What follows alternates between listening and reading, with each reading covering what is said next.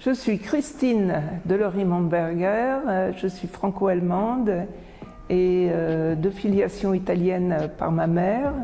En tant que chercheur, je m'intéresse aux constructions identitaires et au parcours biographique et au processus de construction de la personne comme sujet.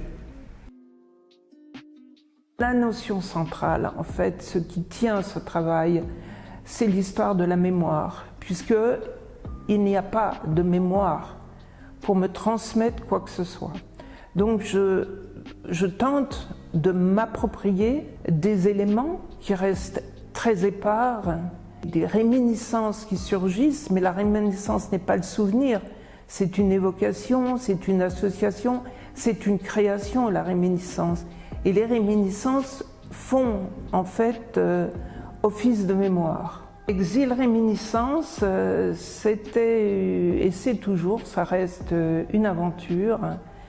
Et je pourrais dire que c'est un voyage. C'est un voyage à travers le temps, d'une création qui a duré 9 années. Aussi un voyage à travers la mémoire et les réminiscences, où le passé, le présent, le futur se confondent. Le premier cahier, ou le premier volet du triptyque, c'est Tendre les bras au-dessus des abîmes. Le deuxième, c'est Dans le souffle du labyrinthe. Et le troisième, c'est Des morts, les vivants. Donc déjà, ces 3 titres, il expose bien en fait le travail qui se fait avec la mémoire, donc une mémoire inexistante, une mémoire enfouie, une mémoire occultée.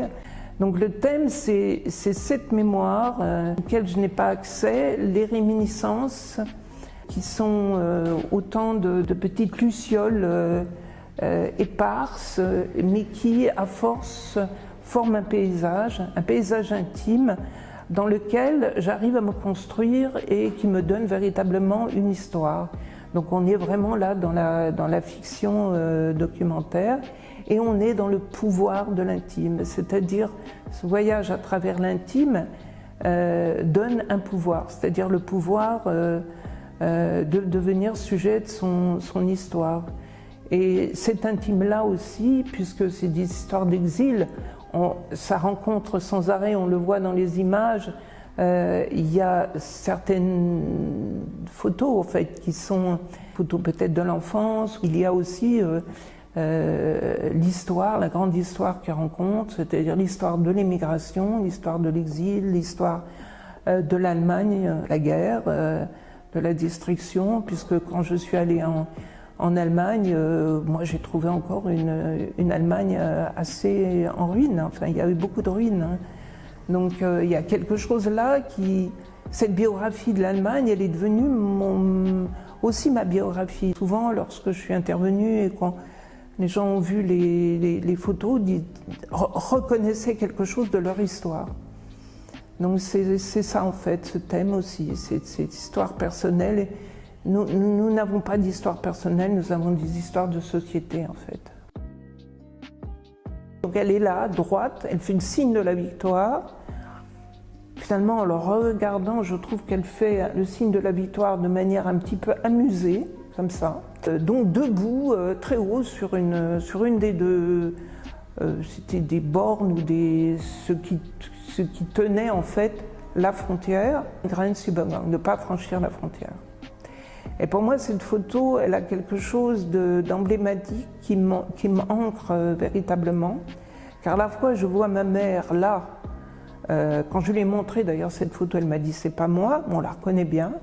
Cette photo, en fait, je n'arrête pas de la décrypter. Je la vois maintenant en plus comme une volonté en fait de son intégration française. Et en même temps, tout ce qu'elle est, c'est-à-dire une énergie de résistance, en fait. Malgré tout, je suis là.